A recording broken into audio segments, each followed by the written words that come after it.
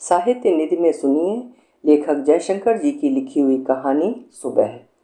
ये कहानी उनके कहानी संग्रह प्रतिनिधि कहानियाँ से ली गई है। उस रोज़ मैं उनकी दहलीज से ही लौट आया था। वो मार्च की सुबह थी, लेकिन बारिश हो जाने के बाद का मटियाला उजाला हवा में टंगा था। उनके बहुत पुराने मकान में वैसे ही बहुत कम रोशनी आती थी, इसीलिए वे अपनी बड़ी सी खिड़की खुली ही रखा करती थीं। मैंने उन्हें खिड़की से ही देख लिया था। वे बेंत की कुर्सी पर बैठे हुए न जाने किस चीज़ को लगातार देख रही थीं।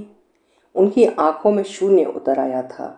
उनके बाहर भी शून्य रहा होगा जिसकी तरफ उनकी आंखें खिंची हुई थीं। उस वक्त उनका चेहरा मुझे किसी मृतक चेहरे सा जान पड़ा, कहीं बहुत दूर गया हुआ, अपनी देह और आत्मा से छूटा हुआ। मैं उनकी बेल बजाने का साहस न बटोर सका और न चाहते हुए भी उनकी देहरी से लौट आया। उनके घर से लौटते वक्त वो शहर कुछ ज़्यादा ही पराया महसूस होने लगा। उस शहर का वो तालाब भी मन में नहीं उतरा जहाँ उनसे पहचान के पहले की शामों को मैं बिताया करता था। तालाब की सीढ़ियों से तालाब ही नहीं, पड़ोस का पुराना मंदिर, वहाँ पर आ रहे लोग, पीपल के पेड़ के नीचे बैठा हुआ पुजारी, खेलते हुए बच्चे, लौटते हुए परिंदे और ऐसी ही कितनी चीज़ों को मैं उन दिनों देखा करता था। पर उस सुबह वहाँ की पहचान सी परिचित चीज़ें भी पराई जान पड़ रही थीं। उनके घर से इस तरह लौटना अपनी तरफ भी लौटना रहा, अपने उन महीनों में जो मैंने उनके साथ बिताए थे। मुझे उस सुबह लगा था कि अब उनके साथ जितना कुछ बीतना मेरे भाग्य में लिखा था वो सब बीत चुका है, बह चुका है। समय बीत जाता है, बहता जाता है। इसे मैंने पहली बार 30 बरस की उम्र में उस पुराने और पराए शहर में महसूस किया था। एकदम शुरुआत के दिनों में छोटे शहर की बारिश में समय बीतता ही नहीं था। हमारा स्कूल दोपहर में लगता, मुझे 3-4 पीरियड पढ़ाना पड़ता। मैं उस प्रसिद्ध स्कूल में आया ही था और प्रिंसिपल मुझ पर बहुत भरोसा नहीं रखते थे। मैं सुबह खाली ही रहता और दोपहर में 4 बजे के आसपास खाली हो जाता। तालाब के किनारे मन नहीं लगता तो कुम्हारों के इलाके में चला जाता और वहाँ के मंदिर की सीढ़ियों पर बैठा हुआ बूढ़े हो चले कुम्हारों की बातें सुनता रहता। कुम्हारों के बच्चों को खेलते हुए देखता रहता। तब तक पुस्तकों में मन लगना शुरू नहीं हुआ था। घर की याद आती रहती और नौकरी से नफरत होती रहती और ज़िंदगी से शिकायतें। बड़ी बहनों की चिट्ठियाँ आती रहती और वे दोनों ही मुझे आगे की पढ़ाई की याद दिलाती रहती। उन दोनों ने ही पिता के अध्यापक होने के जीवन को करीब से देखा था और वे घर में एक और अध्यापक होने नहीं देना चाहती थी। मैं बीच बीच में पढ़ाई के लिए अपना मन बनाता, लेकिन उस मन को भरने में ज़्यादा वक्त नहीं लगता। बारिश के वे दिन, पराए शहर की वे शामें मन को मरा हुआ महसूस करने, मन को मरता हुआ देखने की शामें थीं। मरे हुए मन के मनहूस दिन, जब ना मौसम से जुड़ता था और ना ही मंदिर के उस परिवेश से जहाँ हमेशा चहल पहल बनी रहती थी। अब बरसों बाद जब मैं अपने मन को थोड़ा बहुत समझने लगा हूँ, तब मेरे उन दिनों के मन के लिए मुझ में ममत्व तो जाग पड़ता है। एक तरह की ममतामयी मार्मिकता उस मन के लिए जन्मती है जो मंदिर और सीढ़ियों पर बैठा हुआ मुरझाता रहता था, मरता रहता था। स्कूल में मैं सबसे कम उम्र का था और ज़्यादातर अध्यापक मुझे अनाड़ी समझते थे। कोई कोई तो मुझे बालों को संवारने के लिए, कपड़ों को ठीक तरह से प्रेस करने के लिए भी कहने में नहीं हिचकता था। ये वो लोग थे जिन्हें मेरी माँ देखभाल करने के लिए पत्र लिखा करती थीं। बहुत पहले ये अध्यापक पिता के साथ किसी शहर में पढ़ाते थे। वे मुझे तालाब के किनारे शाम न गुजारने की सलाहें देते। वे मुझे कुम्हारों के गरीब और गलीज बस्ती में जाने के लिए रोकते। वे मुझे छात्रों से ज़्यादा बातें करने के लिए मना करते और इस तरह वे मेरी हर उस बात से असहमत जान पड़ते थे जो मैं अपने मन को मनाने के लिए किया करता था। मैं उनके साथ अपनी शामें गुजार नहीं सकता था और वे यही चाहते थे कि मैं हमेशा उनकी निगरानी में रहूं या कम से कम उन्हें इन एहसासों में रखूं कि वे मेरे लोकल गार्जियन हैं। मैं तालाब के किनारे ही अपने खाली और अकेली शामें गुजारा करता था और मैं कुम्हारों की बस्ती में भी जाया करता था, लेकिन मैं अपने स्कूल के अध्यापकों की बातें इत्मीनान और ध्यान से सुना करता था। बारिश बीत रही थी। बारिश में ही चंद्रमा पर पहली बार आदमी उतरा था। फिर चंद्रमा से आए पत्थरों को उस शहर में भी लाया गया। जहां मैं उन दिनों विज्ञान पढ़ा रहा था। मुझे छात्रों के साथ इंस्टीट्यूट ऑफ साइंस की उस लाल इमारत में जाना पड़ा जहां पर उन चंद्रमा के पत्थरों को लोगों को देखने के लिए रखा गया था। उस इमारत के हाल में नील आर्मस्ट्रांग की बड़ी सी तस्वीर के करीब मैं उनसे पहली बार मिला था। वे अपने स्कूल की छात्राओं के साथ वहाँ आई थीं। मैं बरसों बाद भी इंस्टीट्यूट की दीवार के करीब खड़ी उस युवा लड़की की एक एक चीज़ को याद कर सकता हूँ। सर्दियों की उस दोपहर को मैंने नहीं जाना था कि उस युवा लड़की के साथ साथ में मेरे छोटे शहर में बीते कुछ दिन मेरे अपने जीवन के इतने निर्णायक और अविस्मरणीय दिन रहेंगे कि 30 वर्षों के बाद भी मैं उस स्त्री के बारे में बीच बीच में सोचता रहूँगा, जिसके सानिध्य में मैंने अपने उम्र के 30वें बरस के कुछ दिन बिताए थे। अक्टूबर की एक शाम मैं पहली बार उनके घर गया था। उनके घर जाते वक्त बस एक पुल को पार करना था जिसके नीचे शहर का रेलवे स्टेशन खड़ा रहता। बस की खिड़कियों से पटरियाँ, प्लेटफॉर्म, रेलगाड़ियाँ, यात्री और वे इमारतें नज़र आती जो स्टेशनों पर रहती हैं। वो स्टेशन भी अंग्रेज़ों के ज़माने में बसा था और उसकी इमारतों में कभी अंग्रेज़ों के उस शहर में होने के संकेत मिलते थे। उनका घर विक्टोरियन शैली में बना हुआ था। वे उस पीले मकान में अपनी 6 बरस की बिटिया और अपनी नौकरानी के साथ रहती थीं। उनकी बिटिया जन्म से ही बीमार रहती आई थी और उसकी देह और दिमाग का विकास धीरे धीरे हो रहा था। मेरे पहली बार उनके घर जाने पर वे नहीं मिली थीं। वे पुल के पार कहीं संगीत सीखने के लिए जाया करती थीं। उनकी नौकरानी ने मुझे बिठाया था, चाय पिलाई थी। मैं उनके लिए छोटा सा नोट रखकर लौट आया था। दिवाली की छुट्टियों में मैं अपने घर चला गया। लौटने पर स्टाफ रूम में मेरे लिए जो चिट्ठियाँ थीं उनमें एक ग्रीटिंग कार्ड था उनका भी। ग्रीटिंग कार्ड के एक हिस्से में रविन्द्रनाथ ठाकुर की कविता को काली स्याही के फाउंटेन पेन से लिखा गया था। कविता के पड़ोस में कुछ आत्मीय पंक्तियाँ थीं, कम शब्दों में बहुत ज़्यादा व्यक्त करती हुई पंक्तियाँ। बाद में मैंने ये भी जाना था कि वे उन लोगों में आती हैं जो अपने आप को अच्छी तरह व्यक्त करना जानते हैं, जिनके साथ भाषा की सीमाओं का ध्यान बना रहता है, जो बोलने और चुप रहने के बीच संतुलन बनाए रखते हैं।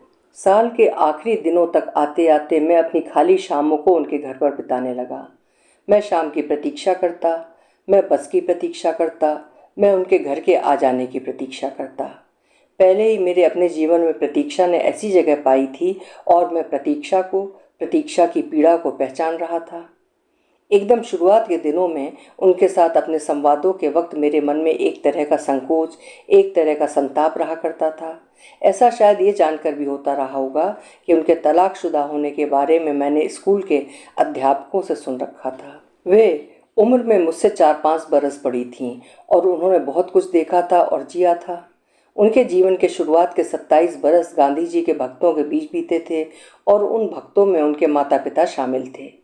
जब उनके पिता ग्रामीणों के स्वास्थ्य पर अपनी किताब तैयार कर रहे थे तब ये अपने पिता के साथ गांव दर गांव घूमती रहती थीं।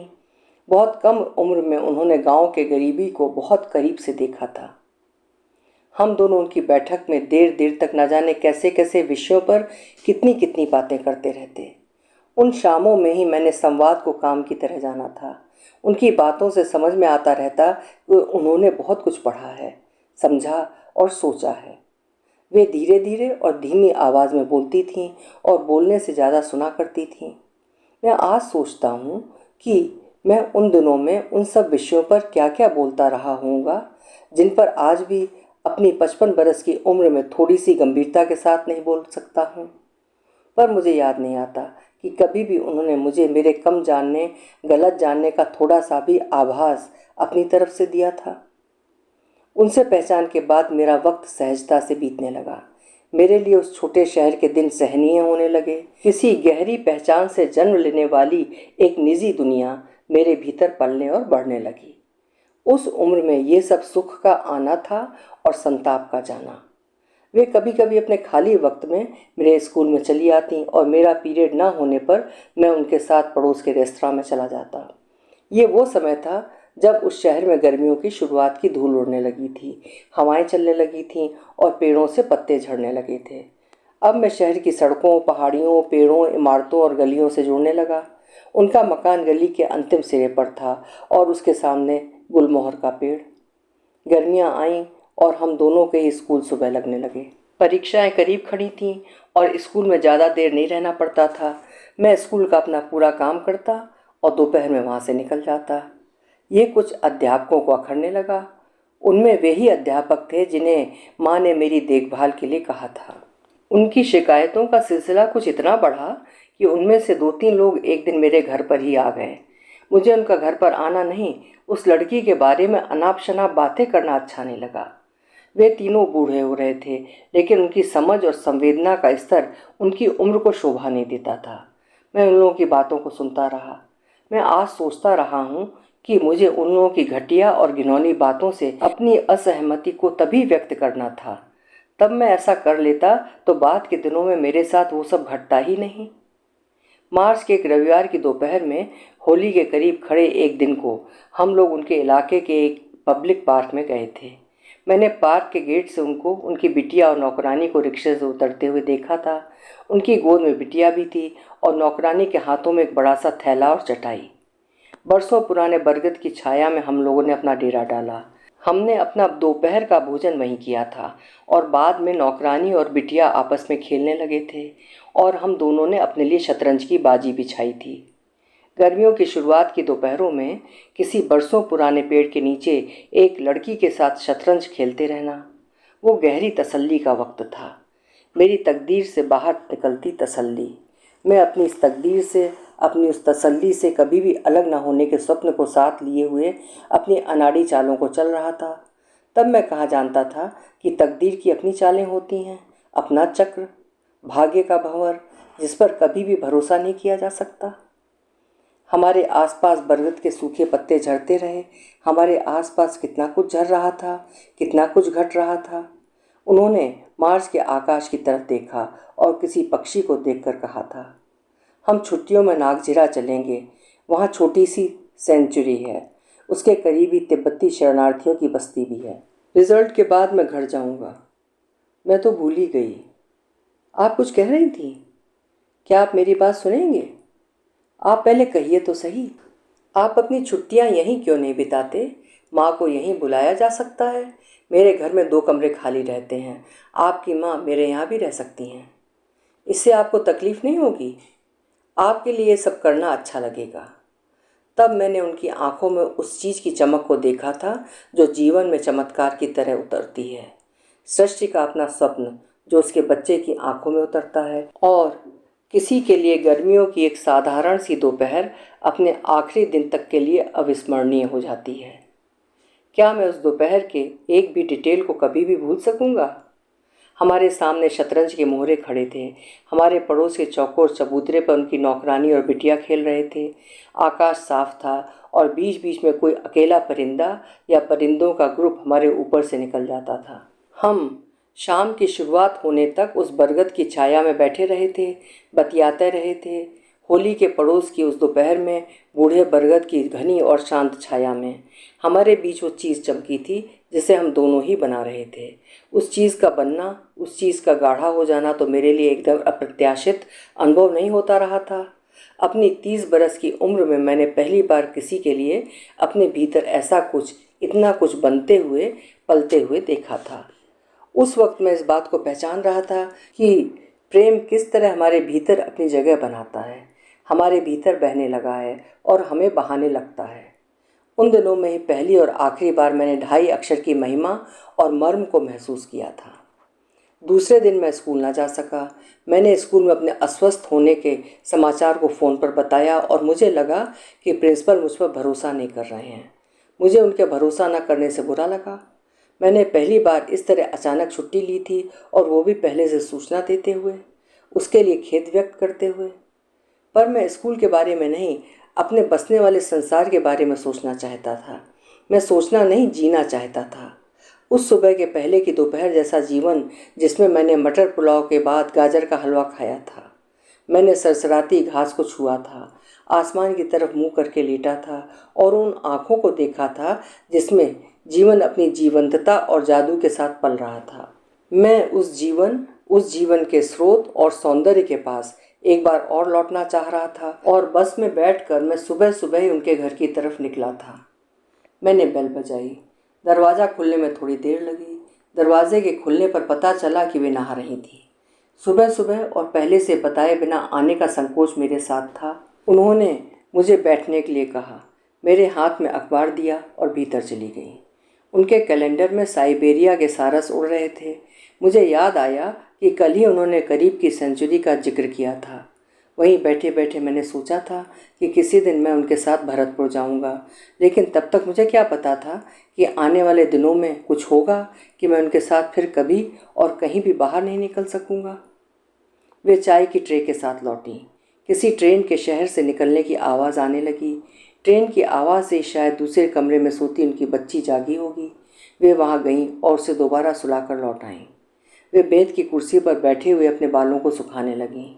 मैं उनके घने और काले बालों पर चलती उनकी उंगलियों को देखता रहा। कल आपको बुरा तो नहीं लगा? उन्होंने पूछा। क्यों, ऐसी क्या बात हुई? मैं चौंका था। मुझे आपसे यहीं रहने को कहना नहीं चाहिए था। आप क्या सोचेंगे? आपकी माँ को कैसा लगेगा? आपका कहना अच्छा लगा। माँ का मुझ पर हमेशा विश्वास रहा है। वे मुझे जानती हैं। हम दोनों ने एक दूसरे से कभी कुछ नहीं छिपाया है। मैं भी आपसे कुछ नहीं छिपाना चाहती, लेकिन आपने छिपाया है। मैंने कहा कि मैं छिपाना नहीं चाहती। ऐसी बातें हो सकती हैं जिन पर आपसे बातचीत नहीं हुई होगी, लेकिन ऐसा कुछ छिपाने का इरादा मैं नहीं रखती हूँ। खैर छोड़िए, मैंने ऐसे ही कह दिया। शायद आपको अच्छा नहीं लगा होगा। अब बात निकल गई है तो उसे पूरी करनी चाहिए। मैंने आपसे क्या छिपाया है? उनके पूछने में कुछ था कि मुझे रुक जाना चाहिए था। मैं उस पीड़ा को उनके सामने सुबह के उजाले में ले आने के लिए तैयार होने लगा। मैं अपने मन को साफ कर लेना चाहता था। मुझे उन अध्यापकों की बातों पर जरा भी भरोसा नहीं था, लेकिन उनकी बातें आँख की किरकिरी की तरह मुझे कभी कभी तकलीफ़ ज़रूर देती रही थीं। उनके चेहरे से लगा कि वे वहाँ नहीं हैं। वे कहीं जा रही हैं या कहीं से लौट रही हैं। तभी ऊपर से प्लेन के गुजरने की आवाज़ आई और वे उसे बाहर देखने निकल गईं। लौटने पर वे खुश थीं और मैं थोड़ा सा बेचैन। क्या मैं आप पर भरोसा कर सकता हूँ? ऑफ कोर्स, पर यह सवाल तो आपको खुद से करना चाहिए। मैंने सुना है कि शादी के बाद आपका किसी से अफेयर था, वही आपके तलाक का कारण बना। आपके पति आप पर शक करते थे। ये सच है, मेरे पति मुझ पर शक करने लगे थे, पर मेरे अफेयर की बात सच नहीं है। तब वे लोग ऐसी अफवाहें क्यों उड़ाते हैं? ये तो आपको उनसे ही पूछना चाहिए। उन लोगों ने मुझे बहुत कुछ बताया है, बार बार बताया है। ये सब आपने कब सुना था? बहुत पहले।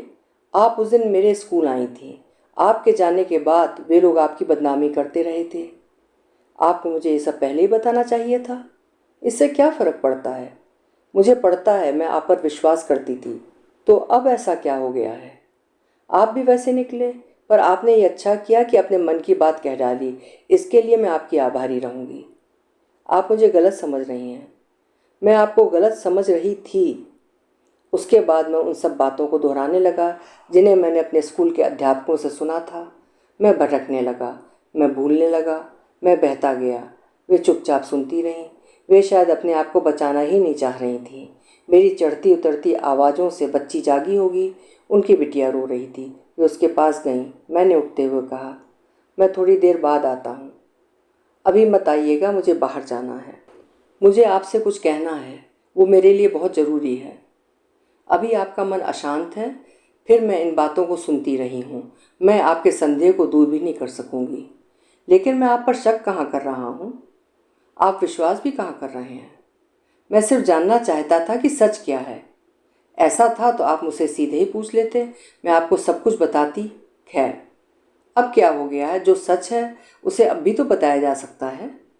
अब आपको बताने का मन नहीं हो रहा है। शायद फिर कभी बता पाऊंगी, लेकिन अब इन बातों का अर्थ ही क्या रहेगा?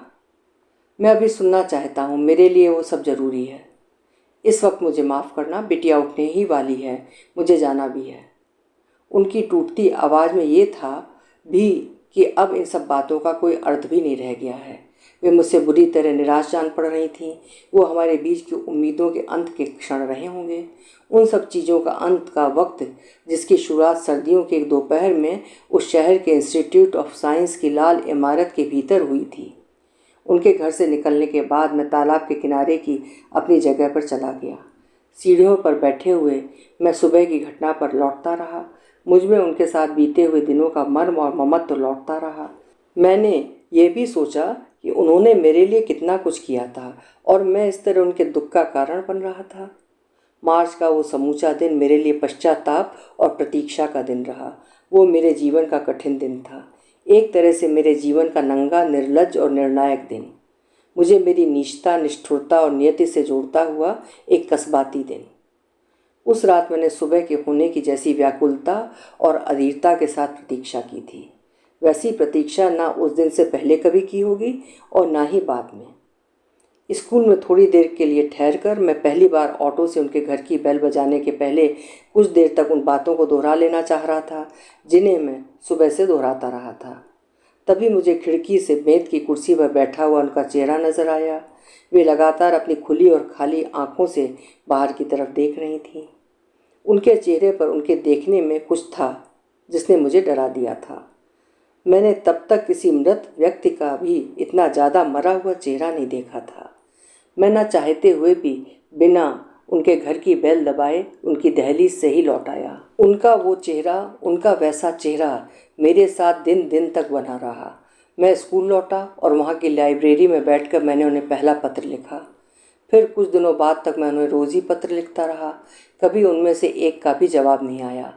मार्च के आखिरी दिनों में उनकी नौकरानी ने स्कूल में आकर मुझे एक लिफाफा दिया था। उसमें मेरी सारी चिट्ठियाँ बिना खुले हुए थीं। स्कूल की टेरेस पर अपनी चिट्ठियों को फाड़ते हुए मैं उस व्यक्ति को याद करता रहा जिससे मैंने कितना कुछ पाया था और जिसके साथ मैंने कुछ पुरानी और पवित्र चीज़ों को पहचाना था। प्रेम और उसकी पीड़ा को मैं कभी पहचान नहीं पाता अगर मैंने उस प्रवास के कुछ दिन उनके साथ न बिताए होते। क्या वे कुछ दिन मेरे जीवित रहते हुए मेरे लिए कभी भी बीत सकेंगे? क्या ऐसे दिन किसी के लिए भी कभी भी बीत पाते होंगे? अभी आप सुन रहे थे लेखक जयशंकर जी की लिखी हुई कहानी सुबह।